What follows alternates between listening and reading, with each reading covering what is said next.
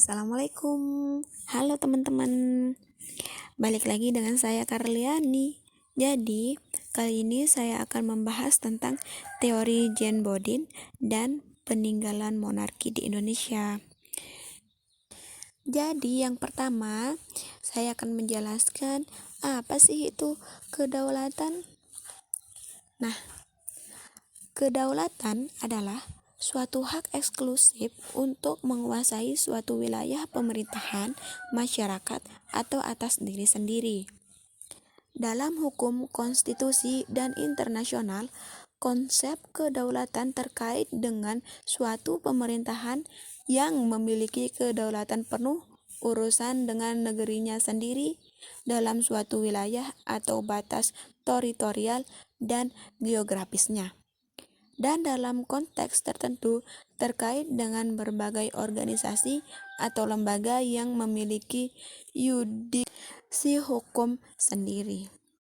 Nah, sekarang kita beralih ke isi dari teori Jane Bodin.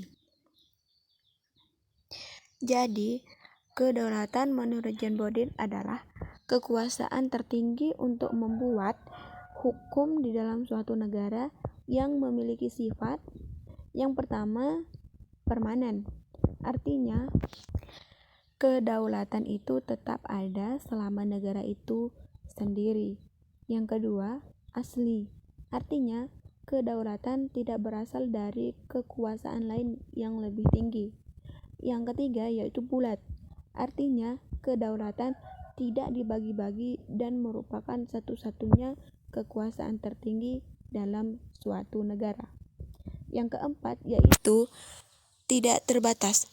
Artinya, kedaulatan itu tidak ada yang membatasi, sebab jika ada yang membatasi, maka akan melenyapkan sifat kedaulatan.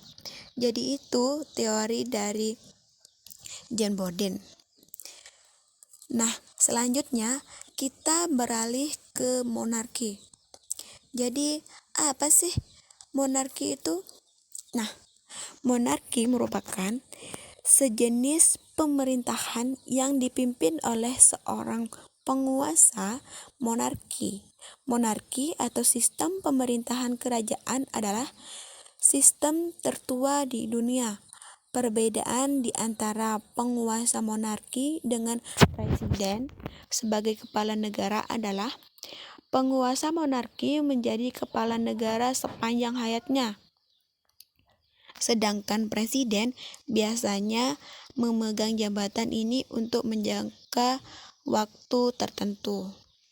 Nah, itu adalah yang dimaksud dengan monarki. Di Indonesia juga masih tersisa monarki loh. Jadi, yang pertama ada Kesultanan Cirebon, yang dimana Kesultanan Cirebon adalah kesultanan Islam ternama di Jawa Barat pada abad 15-16 Masehi. Lokasinya yang strategis menjadikan Kesultanan Cirebon sebagai jalur perdagangan dan pelayaran penting antar pulau pada masa itu. Kesultanan ini menjadi jembatan kebudayaan Jawa Tengah dan Jawa Barat, sehingga terciptanya kebudayaan yang khas bagi kebudayaan Cirebon yang berbeda dari kultur Jawa maupun Sunda. Yang kedua, yaitu Kesultanan Yogyakarta. Kesultanan Yogyakarta atau Ngayogyakarta Hadiningrat mulanya merupakan bagian dari Kerajaan Mataram Islam yang terpecah dua. Pembagian wilayah kekuasaan tersebut tertua dalam Perjanjian Giyanti pada 1755. Yang ketiga, yaitu Kesultanan Ternate.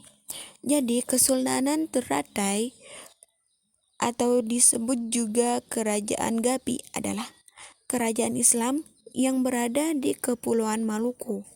Kerajaan yang didirikan oleh Sultan marhum pada 1257 ini juga merupakan salah satu kerajaan Islam tertua di Indonesia. Kesultanan ini memiliki peran penting di kawasan timur Nusantara dan mengalami kegemilangan pada paruh abad 16 berkat perdagangan rempah-rempah dan kekuasaan militernya. Selanjutnya ada Kasunan Surakarta. Jadi Kasunan Surakarta Hadiningrat adalah pecahan kedua dari kerajaan Mataram Islam yang masih bertahan hingga sekarang. Kerajaan yang berpusat di kota Surakarta atau Solo ini masih dijabat oleh Pakubawa XIII.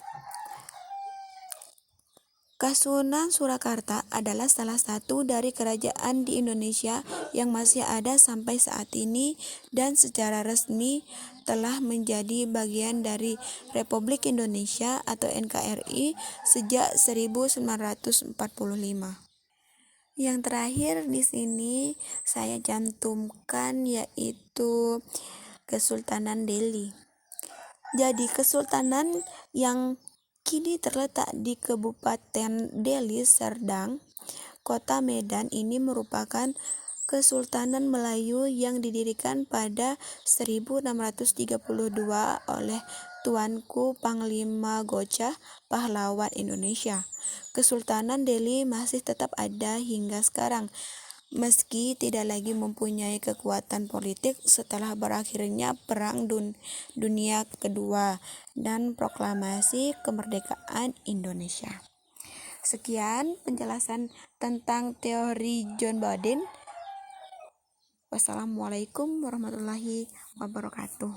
Terima kasih.